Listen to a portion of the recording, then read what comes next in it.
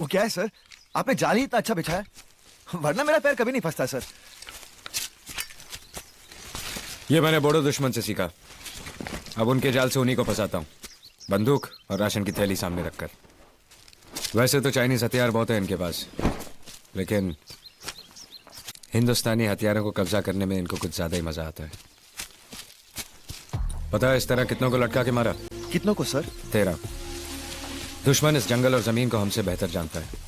अगर तुम्हें जिंदा पकड़ लिया तो पहले तुम्हारे कान काटेगा और उसकी माला बना के अपनी प्रेमिका को तोहफे में दे देगा। देख डार्लिंग, मैं तेरे लिए की लेके आया, जैल सिंह। जोसेफ। तरुण जी। दुश्मन पंछियों की आवाज में भी बोलता है। उनका कमांडर इस आवाज में बोलेगा। अगर उसने इससे नीचे का सुर पकड़ा तो वो कोई सवाल पूछा, और अगर उसने अपनी आवाज ऊपर की ओर खींची तो वो हमले के लिए ऑर्डर दे रहा है। और इस आवाज में दुश्मन के सिपाही उनके कमांडर को आवाज देंगे। बस यहाँ से बोडोज ही नहीं, पंछी भी हैं। ये बेस कैंप है। यहाँ तुम्हें 2 काम करने हैं, एक जिंदा रहो और दूसरा, इससे अच्छा कोई टॉपिक है तुम्हारे पास?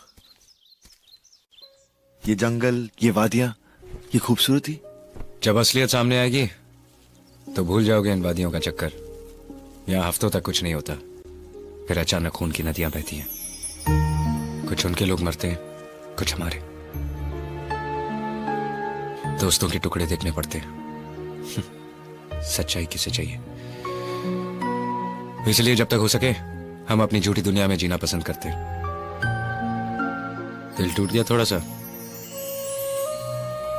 चलो इसे पूरा ही तोड़ देते हैं। बोल, यहां तू लड़ने के लिए क्यों आया? देश की सुरक्षा के लिए, देशभक्ति से।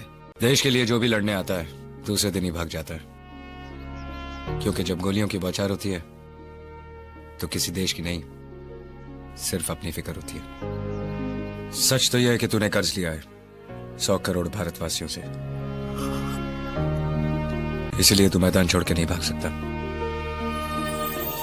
तेरी बंदूक, तेरी वर्दी, तेरी तनख्वाह सब एक कर्ज है जिसे तुझे खून से चुकाना है। जैसे जैसे तू दुश्मन को मारता जाएगा तेरा कर्ज मिटता जाएगा, और जिस दिन तेरी जान गई समझ भी आज भी चुक गया। उन्हें आजादी चाहिए। किससे आजादी? ये देश उनका है, ये लोग उनके हैं। देश के हर तरफ दुश्मन है जो हमें खुश नहीं देखना चाहते। बोडो, माइजो, उल्फा चाइना की मदद से आजादी के नारे लगाते, मासूमों का खून बहाते। हर रोज संघर्ष होता है, हर रोज हमारे सिपाही मरते हैं, लेकिन भारत की आम जनता को पता ही नहीं चलता।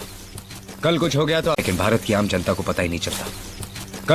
तो अखबार के 12वें पन्ने पर छोटे से अक्षर में इतनी सी खबर छपेगी कि कोई हवलदार मोहम्मद अली और उसके साथी फायरिंग में मारे गए।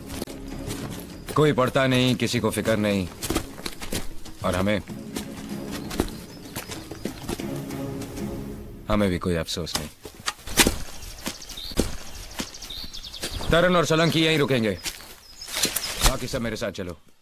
इंफॉर्मेशन मिली है कि दुश्मन नजदीक है। बेस कमांड से मैसेज आए तो सही जवाब देना। पता है ना, जंग के वक्त एक दूसरे का नाम नहीं लेते, सिर्फ कोड इस्तेमाल करते हैं। सर तुम्हारा कोड क्या है? Tango Charlie. और मेरा? Mike Alpha. Yes sir, Mike Alpha. बेवकूफ।